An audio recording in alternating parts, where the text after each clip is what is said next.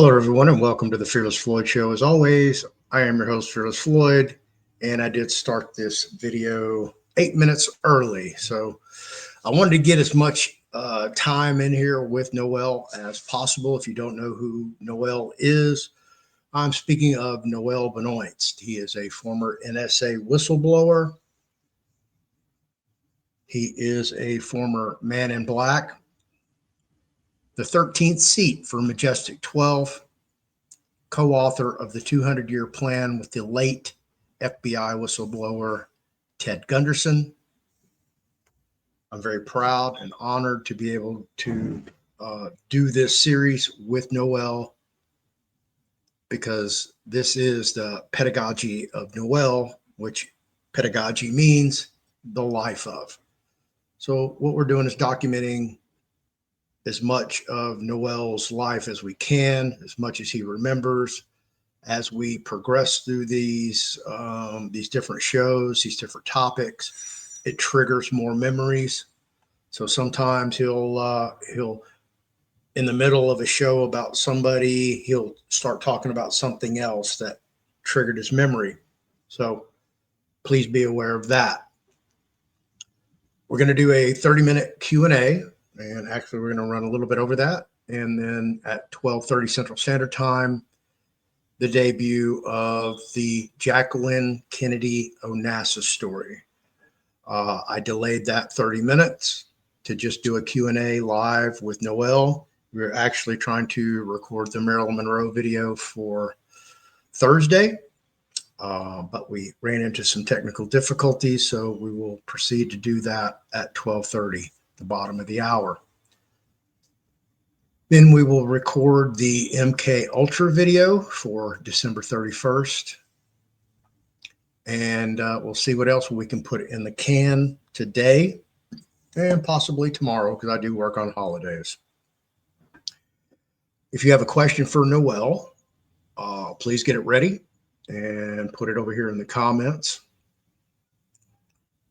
If you don't know anything about Noel, please go watch the videos that I've done with Noel about who he is and what he's done and all of that.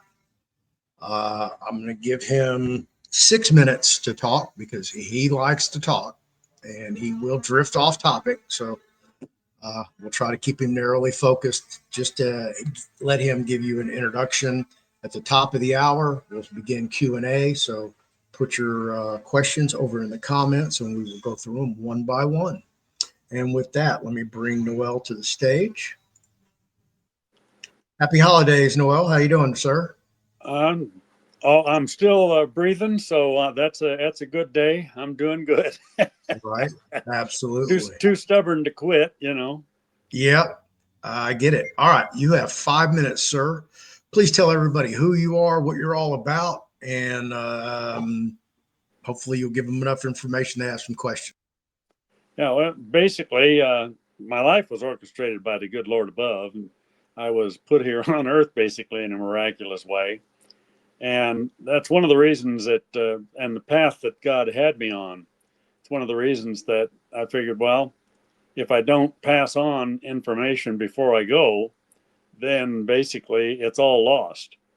And of course, one of the verses that influenced me in the Bible is basically that they overcame him, talking about us overcoming Satan, by the blood of the Lamb, which is our connection to God through Christ, and the word of their testimony, which my life is my testimony.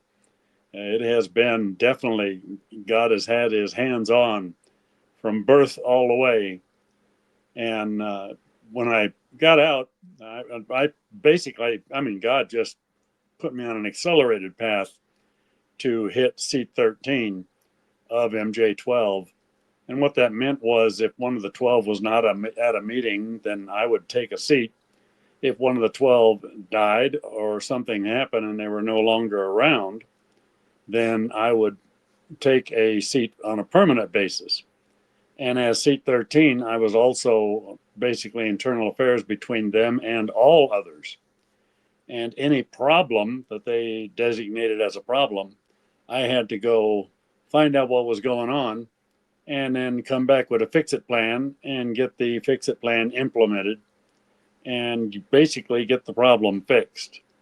So I was the number one for everything between them and all others. And nobody would normally know who I was. I would go into S2, G2, G4, etc., where all of the secret stuff was, and normally have a secret meeting with any number of the guys, one of which I saw a photo on here a while back, and I said, that's got to be him. And it turned out that it was or is. And when I got out, I had a week of missing time. I went in at basically 6 in the morning, Monday morning, and I thought I walked out at 7 in the morning, Monday morning. I looked at my watch and it was 7 o'clock and it was still dark. And I thought, why is it still dark? I thought it would be light by now. And I looked down at one of the clubs and there was a bunch of cars and stuff down there. So I went down to the club and walked in. I said, what's going on here? And the guys looked at me and they said, well, the band's playing. It's Friday night. And I said, oh, yeah? They said, yeah. They said, where have you been? And I said, well, up at headquarters. They said, well, you went up there at 6 o'clock Monday morning. And I know they had me programmed for it because I just said, well, time flies when you're having fun. And we all just kind of passed it off. But I would have these flashbacks ever since. And that's why sometimes a name will just all of a sudden, it's like a memory file comes up. Or something will happen and a memory file comes up. And a lot of times I more or less feel like I've got to talk about it because I don't want to lose it. When I talk about it, it kind of like refreshes the memory. And then sometimes that will lead to other memories. So basically since 1969, when God gave me a way to break relationships, they said, you signed on for life. They told me, we'll use your brain in a jar. We'll use you in a wheelchair. And I told them, no, I won't. No, you won't. But God had provided and set up a way for me to break ties. And God orchestrated that whole thing so that I would really know the enemy, because many battles and wars have been lost or won because one side or the other underestimated or overestimated the enemy.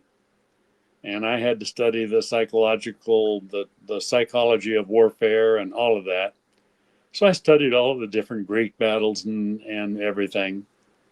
And so basically that's why with all of the key information I had, they didn't want me remembering names, because when I first got out, I could have named the original 12 that I was working with.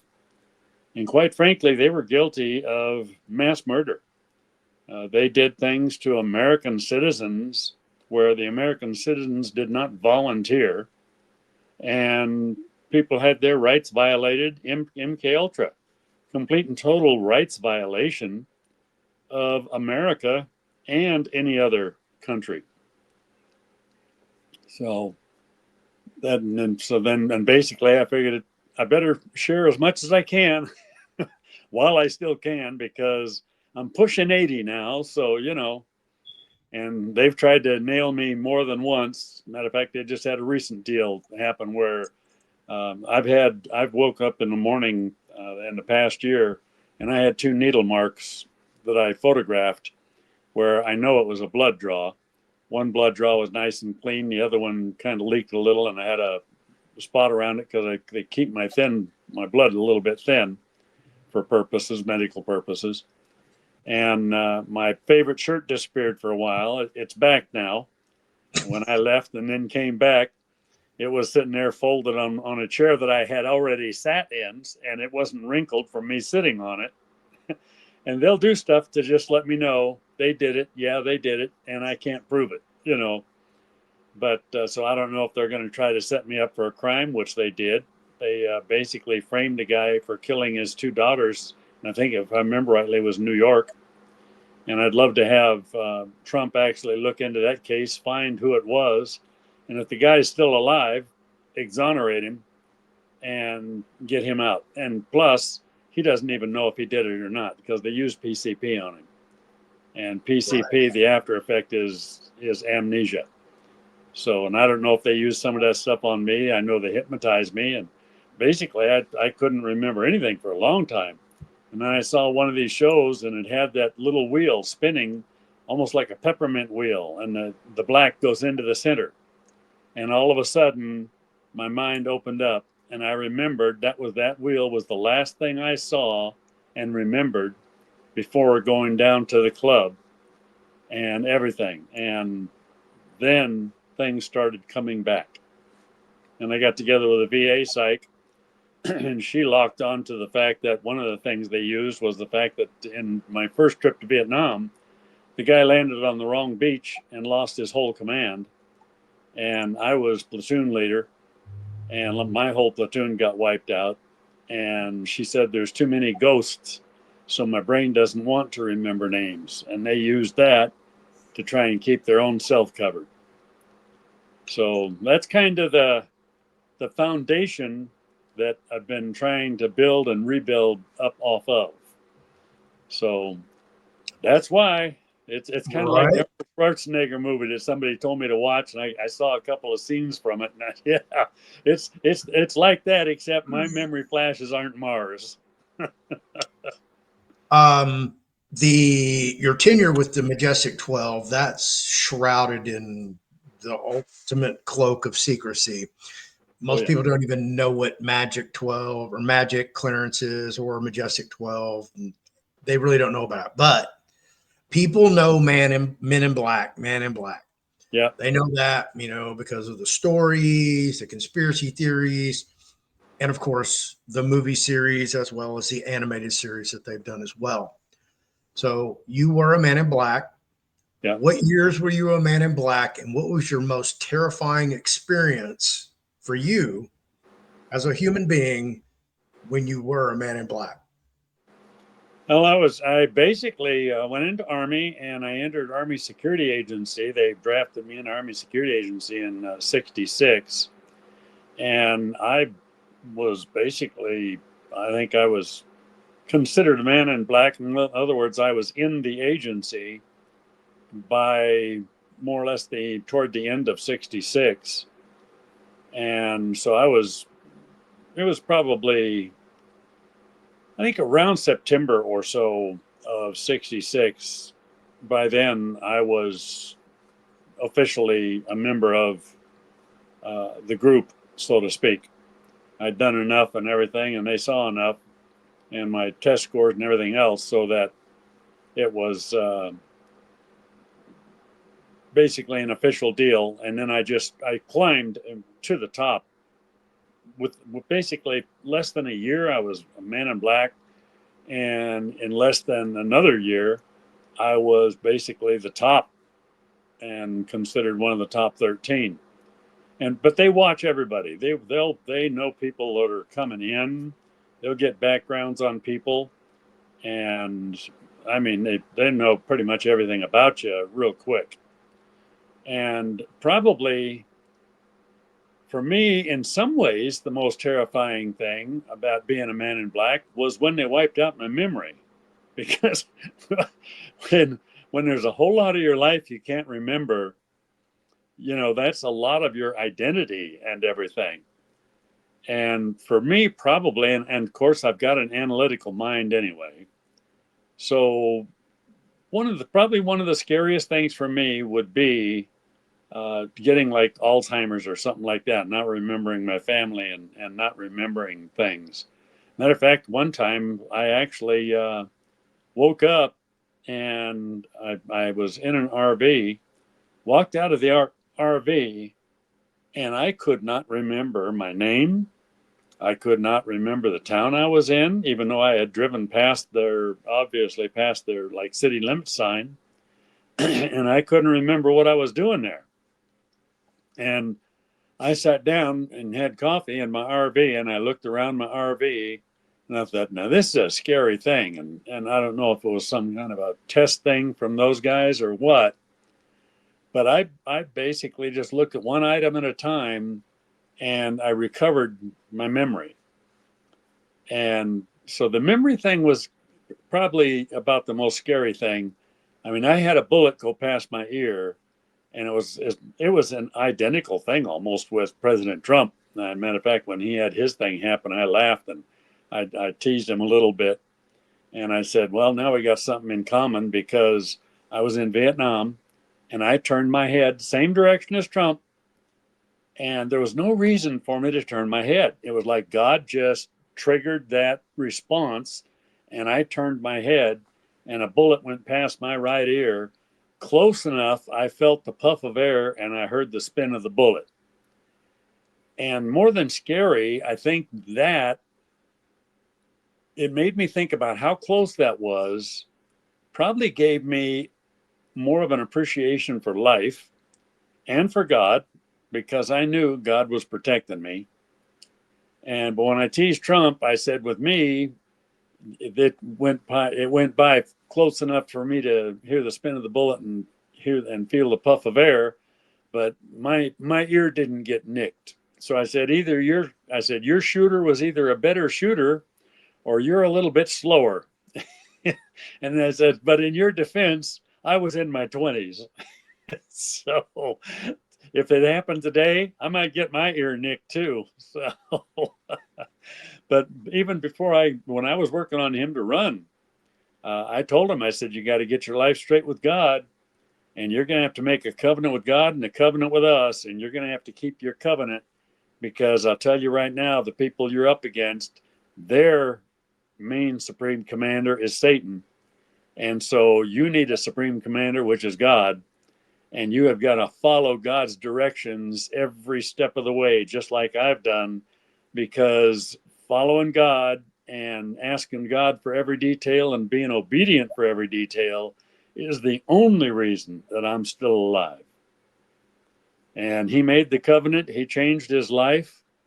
And it was beautiful. And I've got after him, and I get after him. I get after the senators and congressmen. And I got after our Texas senator a little bit, and I removed my endorsement of him because of his attitude. And I watched him on the hearings for the illegal aliens and all that. And he actually did a good job there, but some of the people he was questioning there deserved a little bit of attitude. But he did a good job. And when President Trump had his last two press conferences, one of them, they wanted to know if he was going to do preemptive strikes on Iran. And he flat said, I'm not going to answer a question like that. He said, for me to say anything like that would be stupid. He says, what I'm going to do will be decided at the time, and you'll find out when the time comes. And he shut him down. And then he had another gal, and she was trying to do the district attorney interrogating the murder suspect type of a deal.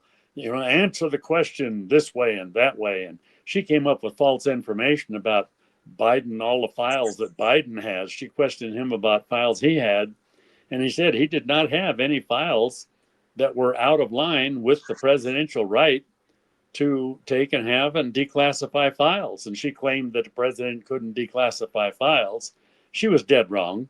The president is the only one who actually has the authority to declassify a file. Who is she you're mentioning? She was an interviewer, and I didn't get her name per se, but she had a white outfit on, and the interview came on. I think it was either on the web or something like that. Oh yeah. That was I think that was ABC News. Yeah, and she kept interrupting him and everything. And he says, "See, that's what she does, And he did a great job on both of those last two deals, because I kept telling him and I keep telling DC, I told him, I says, you cannot treat something like Iran or something like these other deals, or even an election, like it's a ball game. You don't brag about where you are. You don't tell people what you're gonna do. Yeah, absolutely. I've been after them like crazy for that stuff. And I told them that actually they're talking about stuff in 2020 is what guided the doggone Democrats and their friends of what they had to do to steal the election. If they'd have kept their mouths shut, 2020 would have gone different. So part of it was the Democrats stealing the election and pulling fraud, and part of it was the Republicans with big mouth and wanting to do their polls and their surveys, you know. Right. And the thing So, is, MJ12 was the one they controlled a minimum 80-90% of all that survey and poll stuff. okay. Which is a great segue for the next question. Who were the Majestic 12 members when you were involved from what, 65 to 68? So actually, I signed up in 65 and I went in for training in 66 and all the way. And actually, I broke ties with them. It was July of 69, but I was still technically in and I was on base until 1970, January 70. And so, and you actually found one of them, and I said, yeah, that he's got to be one of them, but I don't remember his name. I still have a hard time remembering names for 5 minutes. And then I sent you some pictures of some of the original 12, and the fact that 3 or 4 of them, I think it was 4, basically died within the first 5 years. And that's when the 12 who wanted to go the wrong way, because 4 or 5 of them wanted to do things the right way, and they were influencing 2 or 3 of the others. And there were like 2 or 3 of them that wanted, their whole plan, I think, was to basically use that as an excuse and build their power group. And I'm positive they were behind the deaths of the others, because once they were empowered, they could get their hands on chemicals, poisons, all kinds of stuff, and they could stop any investigation. So, that's it there. Let's see. Lloyd Berkner. Okay, let's see. The following individuals were described, MJ12 documents, okay, as designated members of MJ12. Now, does it show what year they were? Brunk, that sounds familiar. Okay, there we go. Yeah. Oh, okay. Now, and Berkner was 67. See, so he was in when I was in. Yeah. And Brunk. Okay, now he looks familiar. Yeah, he looks familiar, but I think he came in. I don't think I had a whole lot to do with him. He looks familiar. I think he was more in the DC area. And Berkner, I think, was over in Europe for the Czechoslovakian crisis with me. And this guy, okay, 1980. See, he's one of the ones that came in possibly to replace me or something. Let's see, what's our 28, 74. Okay, yeah, so he would be he came in and got involved after me. He would be one of the replacements of some of the ones that got older.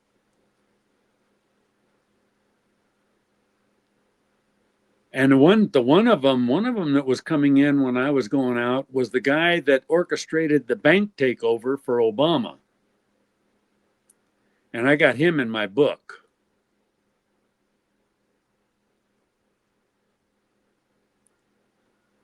And he might be Hunsaker. I remember that name. Okay, I remember that name. Hunsaker. Okay, so he might have been one of the outer 12, because there were always 12 seats and then 12 ready to take a seat. They set it up so they would be self-perpetuating.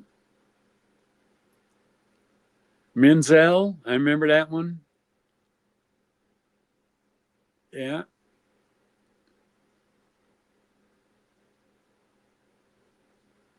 Okay. And Lieutenant General, boom, boom, boom. what's his name? Oh, let's see, Miller, Robert Miller Montague. Okay, yeah.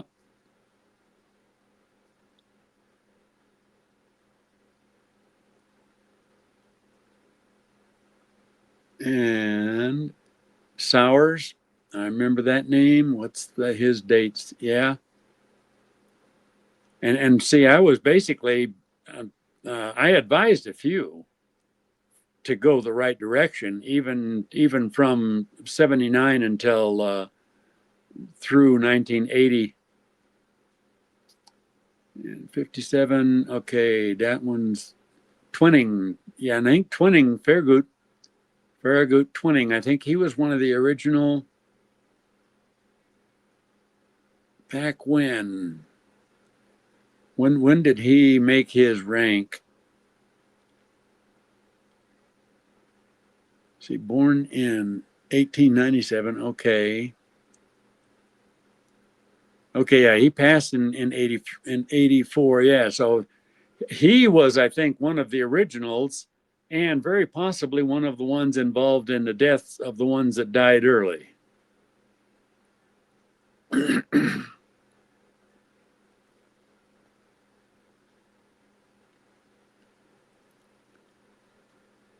There you go, and Vandenberg.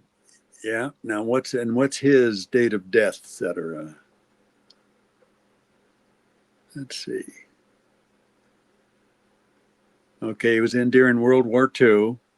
And see, I didn't tell them when I went in. Now, they may have found out later, which also helped me be accelerated because my dad was the guy who kept the Normandy Day invasion records on his person 24/7.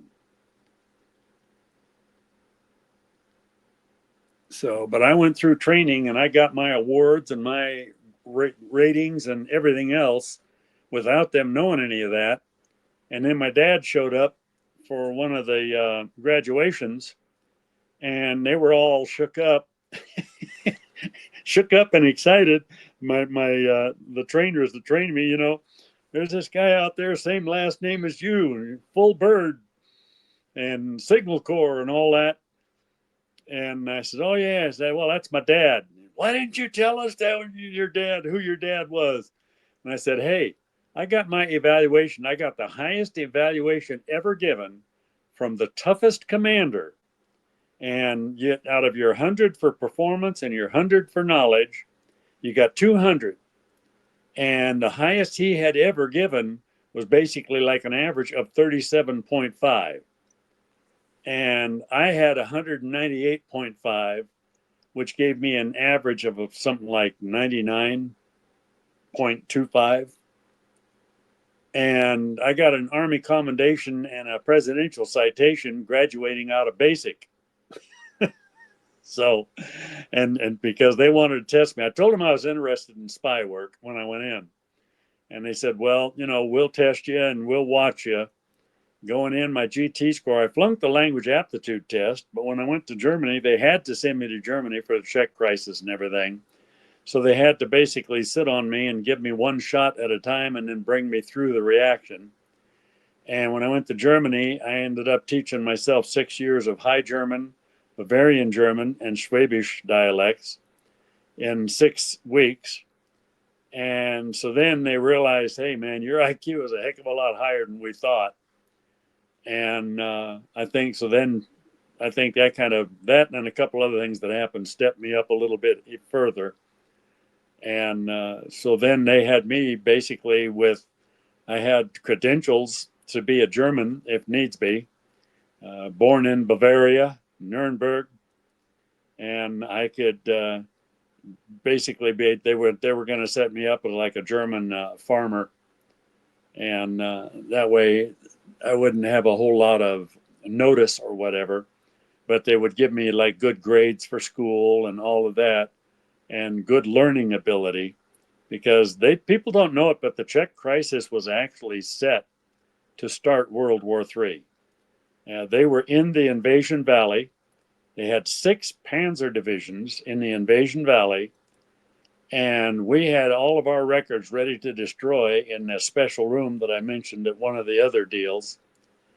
And they were ready to go. And I actually designed and implemented and executed the plan that made the Czech crisis die overnight. Anybody remembers the Czech crisis, they'll remember that it went on for about 5 or 6 or 7 days, hot and heavy, and then all of a sudden it just died. And so basically I got another Army commendation and presidential citation for that one. And I was involved in the first commercial airplane hijacking.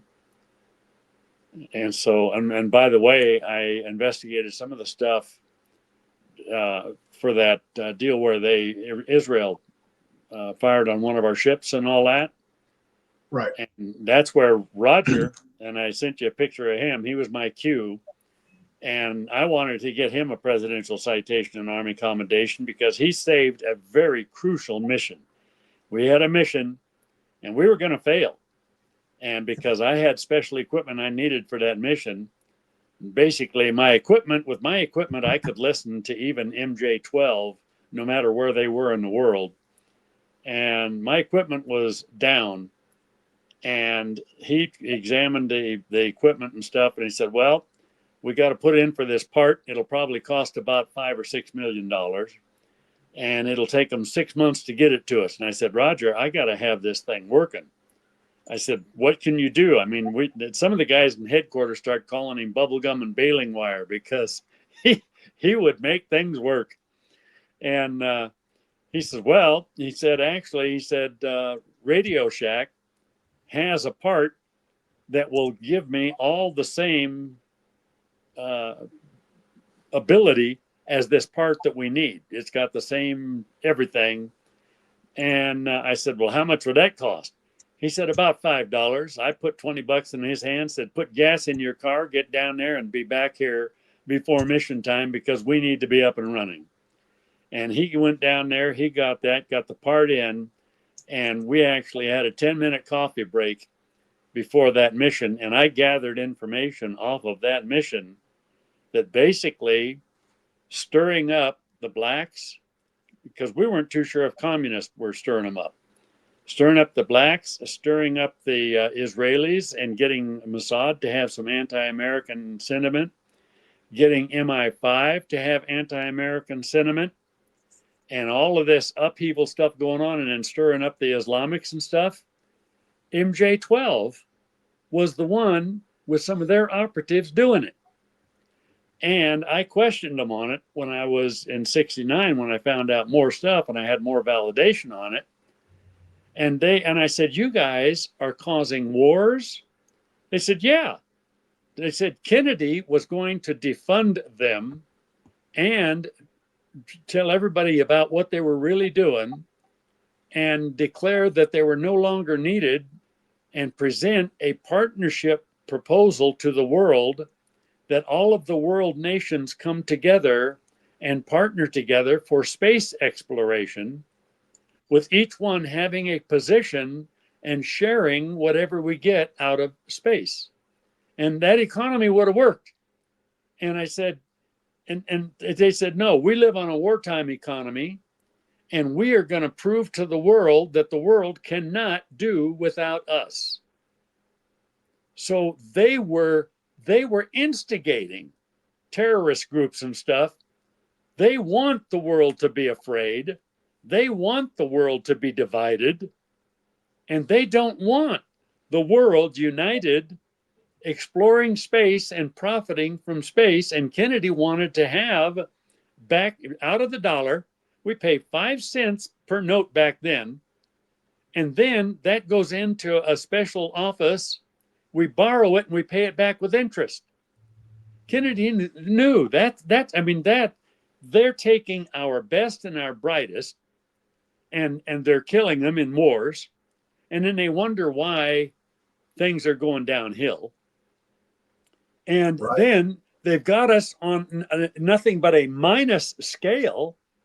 Whereas if you took a $5 gold piece from 1860 and a $5 gold piece, let's say in 1860, 10 cents would buy you a meal, and you could do a lot with that $5 gold piece. And you could probably do just as much or more today with that same $5 gold piece. Right. Okay, we're almost out of time. Yeah. Of course, you've talked over the subject. Uh, uh, are you familiar with David Keith Quigley, the guy who claims to be the real JFK Jr.? The name Quigley sounds familiar, Okay. and If you don't know who he is, then you don't know who he is. I've heard about him, Okay. and I have a hard time with that one. It is what it is. Yep. Yeah. All right. I had to go talk to somebody real quick. Did you answer this question? What classified technology did you possess as a man in black? Like, do they have these real things they stick up and they hit a trigger and it blanks out everybody's memory and anything like that? Okay. Super stealth and Spectre gadget Yeah. stuff. I had special gadget stuff. I had like a rifle mic, and I mean I could be let's say 12 miles or 20 miles away from you, and if I could put my mic in your direction, I could pick up through a wall. I could listen to you, etc. And matter of fact, I proved to our guys they didn't think that a 50 caliber sniper rifle, and I had one guy tell me, "Oh no, the 50 caliber is a crew serve weapon." Well, then, and I showed him I said, "You need to go to the internet. They got 50 caliber sniper rifles too, and the 50 caliber will actually deliver a kill shot at 12 miles away. It'll go through the side of a house, 12 miles away." And the guys were amazed when I showed them that one, And I had like traversing and elevating mechanism. I had basically anything I needed for a sniper job, if need be. And in Vietnam, we had to do some of that stuff and take a picture to show that the target was eliminated. They didn't call it murdered; they call it elimination of threats to national security. Right. And then we had some chemicals. One of the biggest things we had that would wipe a person's memory was PCP. A very small amount of PCP in a person drink, or you can actually dust something; it'll absorb through the skin. And a very small amount, they will OD. They used PCP at first as elephant tranquilizer. Then they tried to use it for pregnancies, and they would bring a baby in and a woman, and they'd say, "Here's your baby." And a woman would look at them and say, "What baby? I've never been pregnant," because a very small amount would overdose them and they would have amnesia.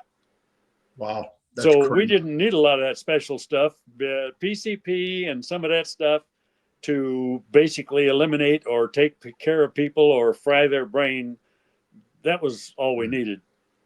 All right. We were at the bottom of the hour, and your next show is running now on YouTube.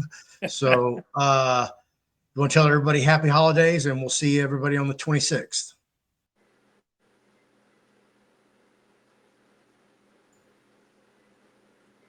Do you want to tell everybody happy holidays? And we'll tell. Yeah, I say Merry Christmas. All right. No matter what your holiday thing is, Hanukkah or whatever. Merry Christmas. 'Tis the season to be jolly, and especially for all Americans, and many of the Hebrew people have now received Christ as Messiah. Many of the Muslims have received Christ as Messiah through some of my ministry and showing them the ancient language and a lot of the truth and history and everything.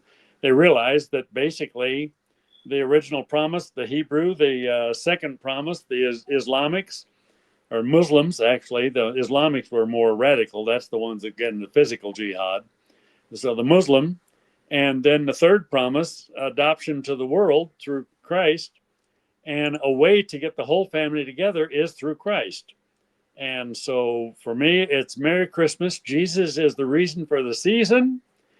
And I hope and pray everybody not only has a Merry Christmas, but they realize that Hebrew, Muslim, and Christian are supposed to be one family with one father, the firstborn, secondborn, and the adopted. But in God's eyes, all family. Very well said. All right, Noel, I'll see you in a minute for the right. Maryland Monroe. Give me about 30 minutes. I've got to go downstairs and deal with the contractors, and I'll see you in a minute.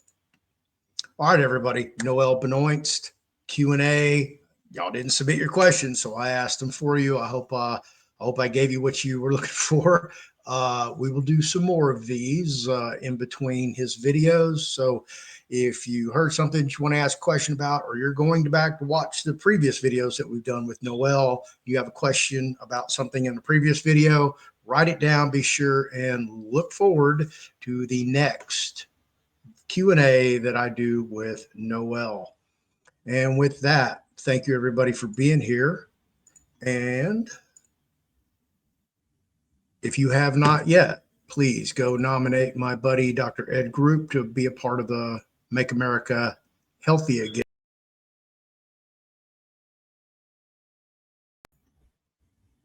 And of course, I'm running a special. It starts tomorrow.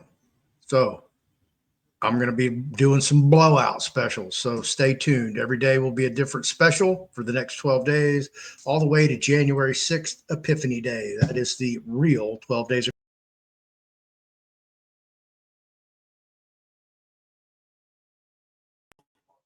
And of course, mushroom therapy if you have some immune support system